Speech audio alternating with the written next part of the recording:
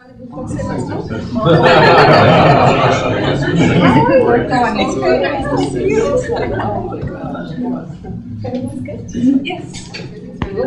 Is the paper?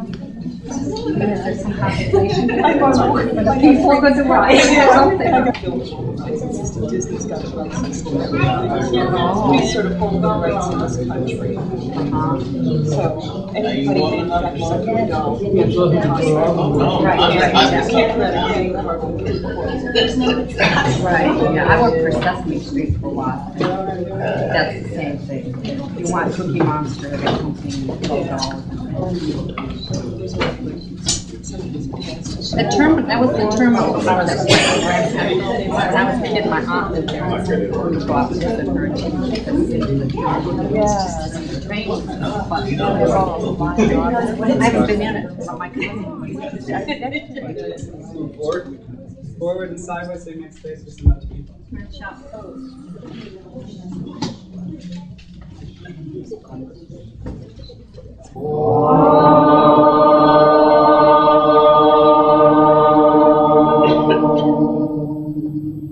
Jai Ganesha, Jai Ganesha, Jai Ganesha Mahima, Shri Ganesha, Shri Ganesha, Shri Ganesha Rakshama.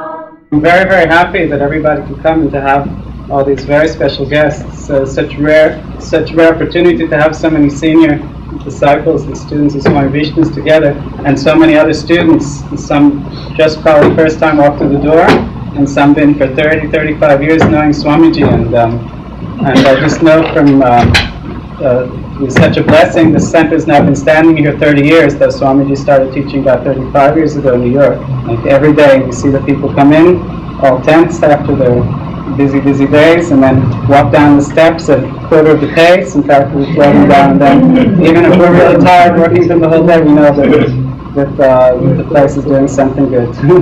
So Srinivasan, who is in charge of the whole area, which is again Swamiji's blessings that he sent here, he's going to introduce our special guests, and each one is going to tell from their experiences with Swamiji and about Swamiji's peace missions throughout the world and throughout his life. Swami Vishnu-devananda started teaching yoga in the West, in New York, in 1958, and the center itself this center was opened in 1964, 30 years ago.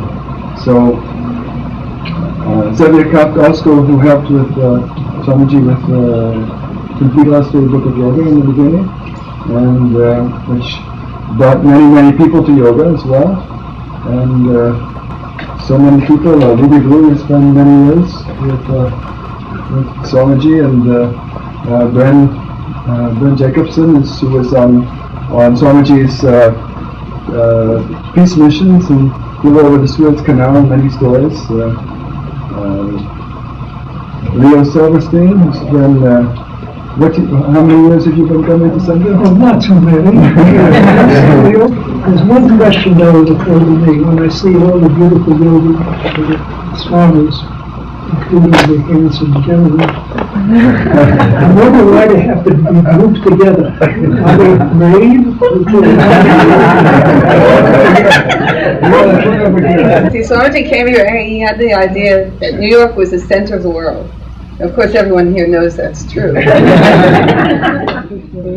But unfortunately, the immigration people didn't think that he should make this his headquarters. So Swamiji got sent up to Canada. That's why we have our headquarters in Canada, in Dalmoran, because at that time Indians could go back and they could go to Canada without a visa.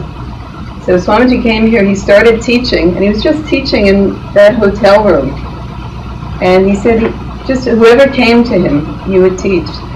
And at the same time, he was writing his book, Complete Illustrated Book of Yoga.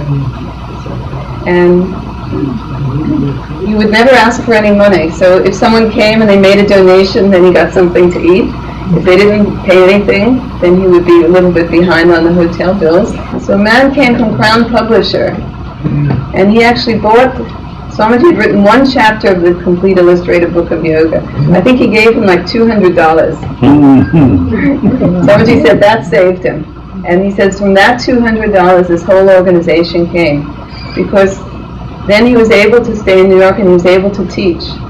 And see, so this was my first introduction to Swamiji. It was a 3-hour trip.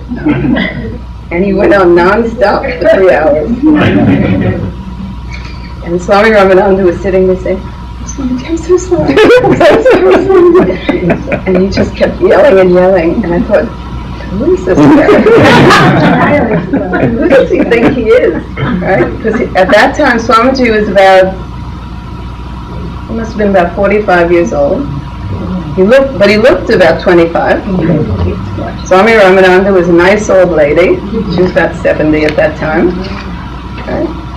And I thought, who is this guy? He's yelling at this old lady. He has no manners at all. And he just yelled non-stop. And every time I'd start to think, he'd say, "Watch the road." Watch the road. Let me go to how I met Swamiji. I first encountered him through the book that Sylvia helped him with. I was working in a bookstore. I was going to McGill in Montreal, working in a bookstore, and I'd always had an interest in yoga, and I saw this complete illustrated book of yoga. So I bought it. And in the back, it talked about Swami Vishnu-devananda, who ran the Forest Vedanta Academy in Rishikesh, India. So I wrote that down and put it in my wallet, so whenever I got transported to India, I would know where to go to find the world's best yoga teacher. Little did I know that at that time he was 1 hour north in Balmoral. Now that was 1961. He was 50 miles away from me. Then my life went through many twists and turns, and let's see, that was 61. It wasn't until 1969 I was working in television at ABC, making documentaries, and I decided I had a crisis in my life. I decided now is the time for that ounce of practice rather than the tons of theory. So what did I do? I opened the Yellow Pages, and instead of going to Sam's yoga school or Moishe's yoga school, I saw the Shivananda Yoga Vedanta. This sounded authentic. So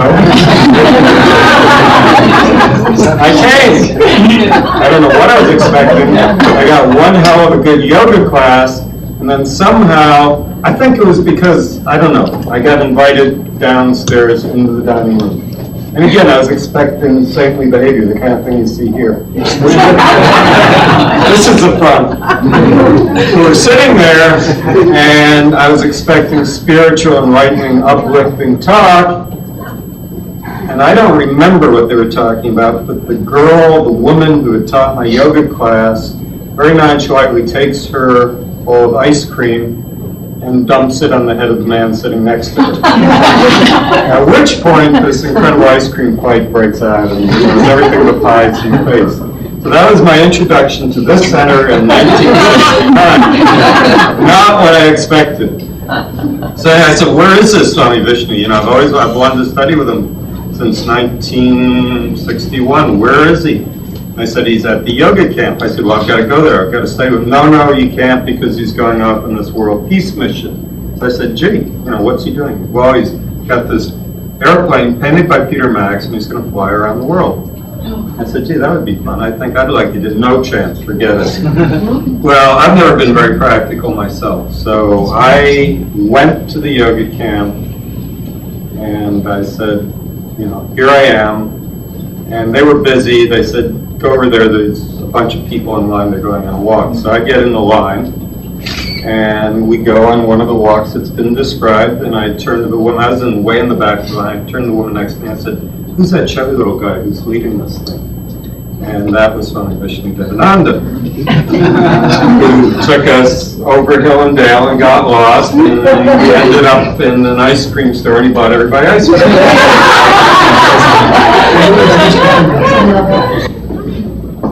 I met Swamiji as a result of Teresa's seducing me or inducing me to go up to Yoga 67, to Expo 67. That was the first time I met Swami. And the first time I met him, I heard him talk about not smoking. As a result of his lecture, I stopped smoking. I had been smoking practically all my life. I worked in what I thought was a very arduous job for a big department store. And I smoke cigarettes, pipe. I didn't chew tobacco. I stopped on that day, and I've never resumed tobacco, or liquor for that matter. And, I was going to say, or women, but. Stay honest, Leo. I've known Ruby, seems like all my life, but she was a very good friend of my good friend. And I think that's when we met, in '67, wasn't it? In the camp. As a result, I think I gave at least 10 years to my life, whatever that lifespan is going to be. So I owe him that, I really do, feel that I owe him that alone. I want to start with how I got together with Swamiji. And he never left me, not even now. But so many things were brought up. The last one was those 3 horses. And everybody's talking about the yoga camp, and what came to my mind with the 3 horses was the yoga ranch. I was there the very first week they opened up. And I was into yoga for many, many years by that time. I was an old teacher and I had 600 students a week. So even if I taught for a week, I taught more than some people did for years.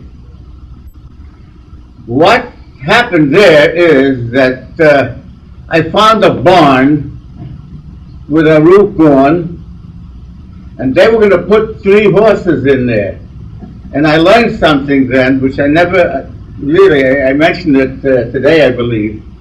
I said something to Swamiji about you got to repair part of the roof where the horses will be staying. And he said, that's a very good idea. Go do it. I should have known better. I learned it. When I went into the service, they told me, don't ever volunteer. I should have remembered those things. But in the service of Master, you couldn't help yourself. He knew what the West wanted. He managed to get an Eastern camp adapted to Western people. He loved to walk around the hall on his hands. Remember? He walked from the office where the registration is now. If anybody knows this yoga camp, it's an enormous road that takes you from where one registers to where the meditation is, and this man, this God man, would walk on his hands just for a little relaxation from that to there. I saw it.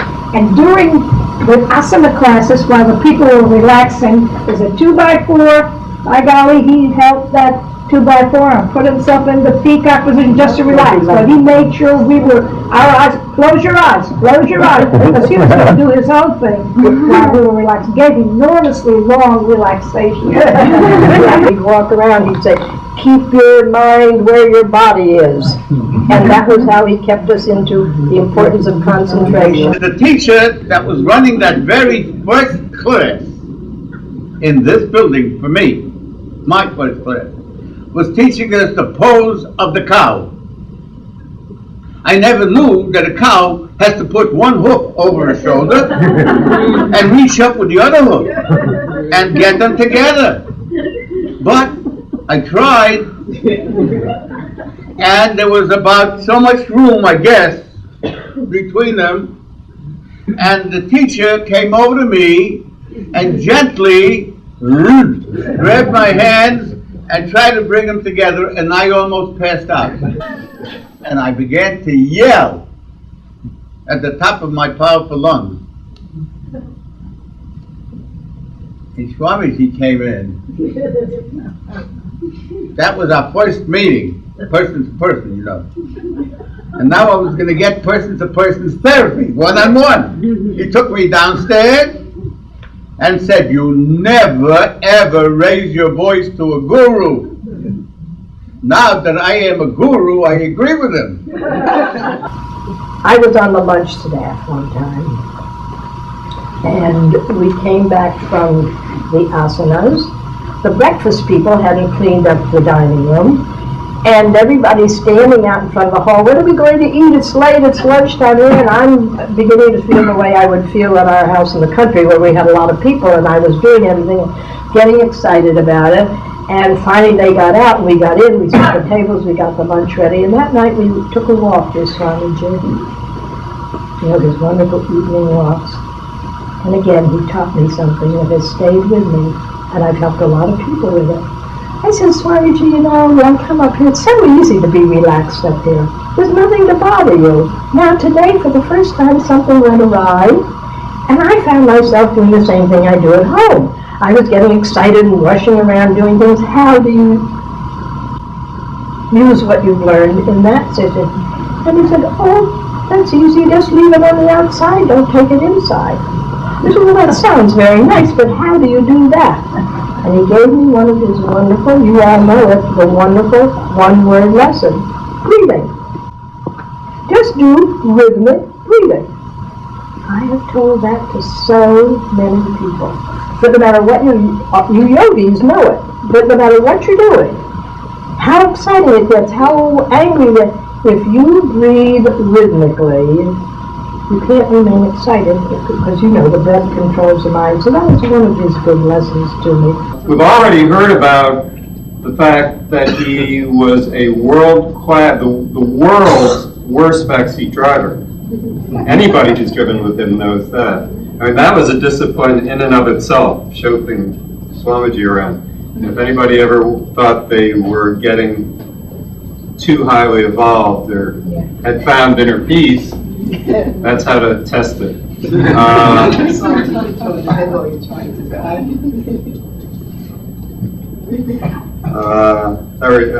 is a story I told up in Canada about how I was driving once. I got so angry with him, I just slammed on the brakes and I said, I said, I'm getting the back seat. So I had the other person driving. He never said a word. He never, I was waiting for one of these famous tires. He never said a word. We had lunch later in the house of a very wealthy diamond merchant. We started talking about how disciples aren't what they used to be.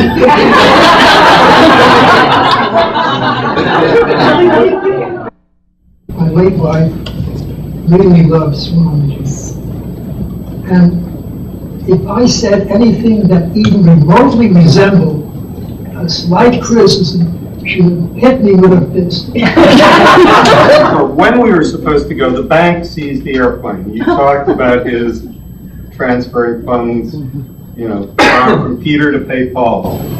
We have old clippings actually from the Montreal newspapers about the Swami's plane being impounded because he hadn't paid for it. And he had demonstrations, and he had fast, and he did this and he did that, but they wouldn't give him the plane back. I then proceeded to run the meditation center for about a year, and I'm happy as a clam, and everything's running fine when I get this phone call. Fred? We're going.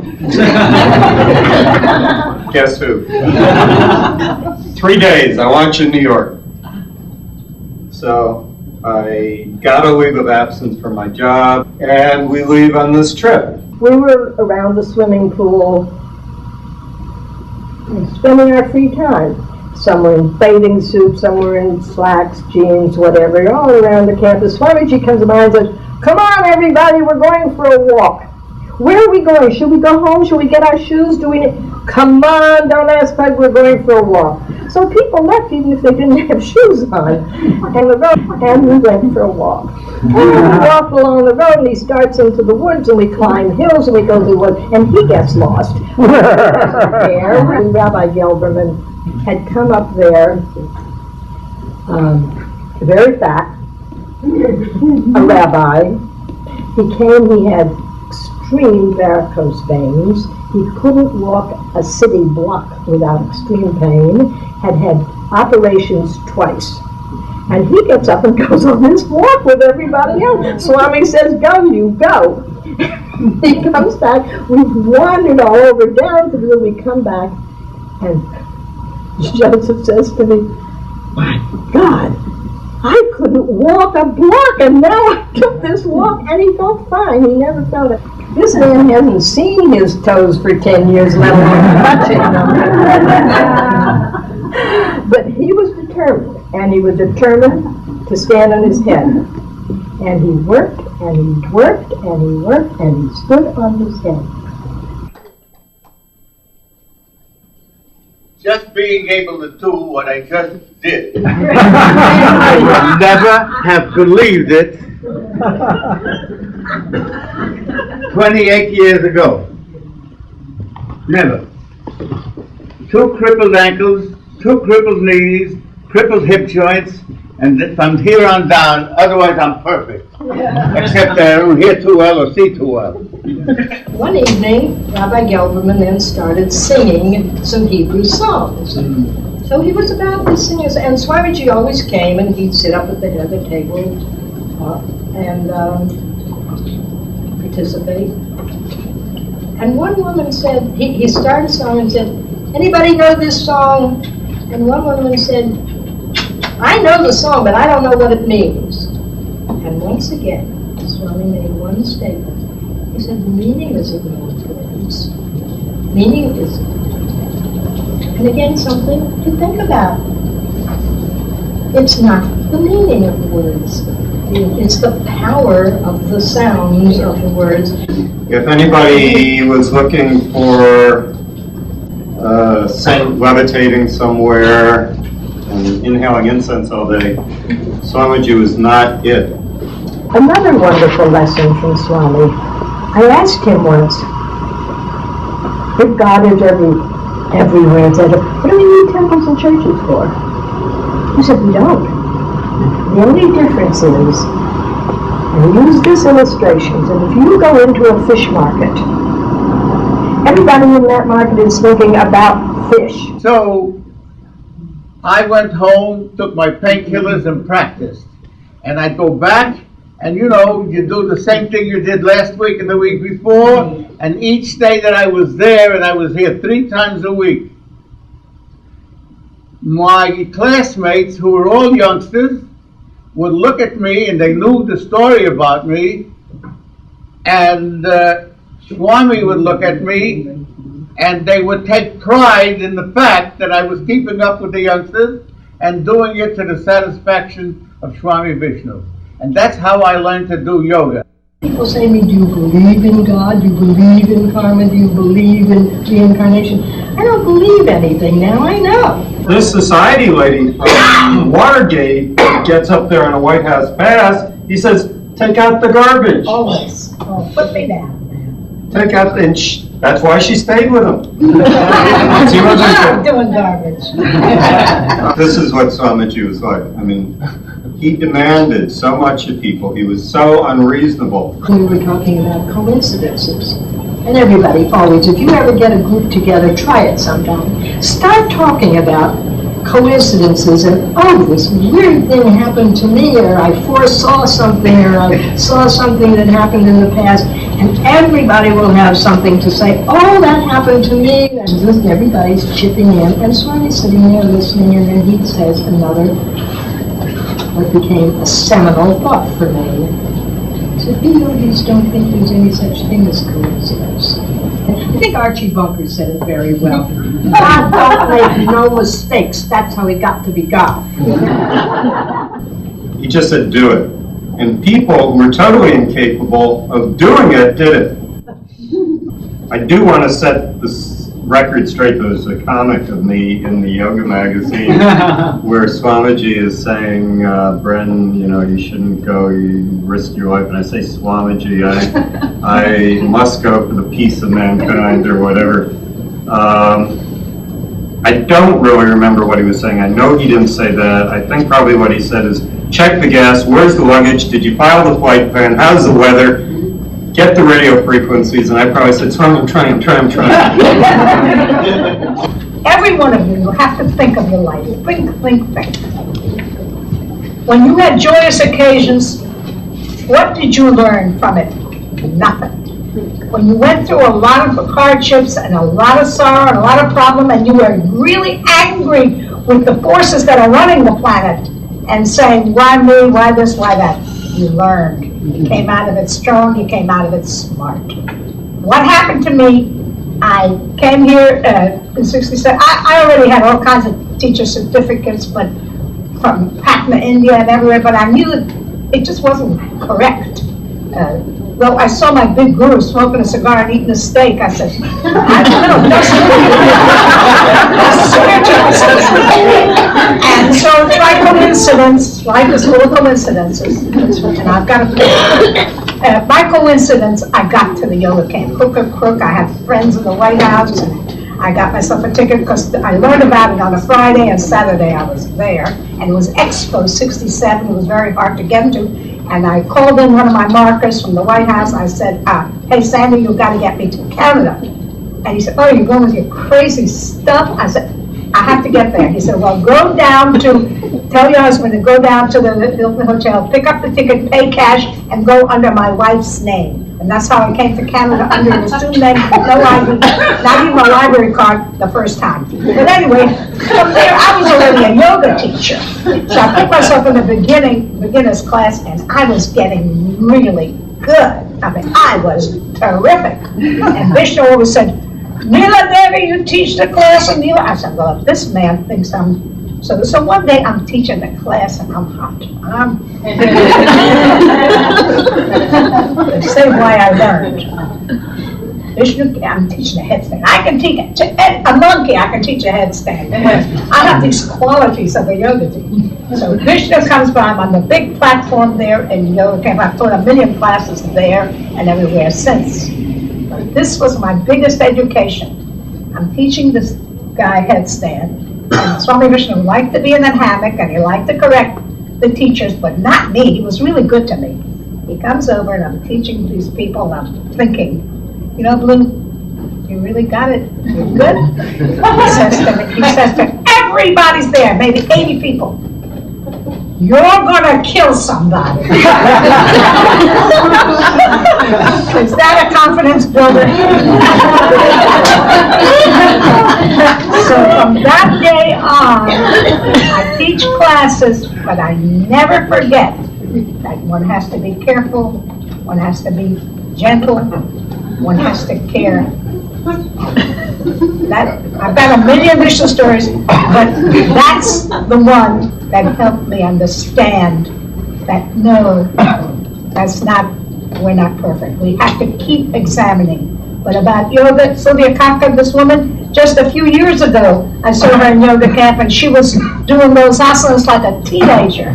That's Vishnu. He trained everybody, and he used to come there. We had people, we thought this was Lourdes. We had a guy come to that yoga camp, but he'd been in a terrible automobile accident. He had crutches, I think she'd remember that, and he had crutches and he couldn't walk, and one day, Swami took away one, I saw this, he took away one crutch and gave him a stick. He took off a branch from one of the trees, and he said, one crutch and a stick. And the guy walked with one crutch and a stick.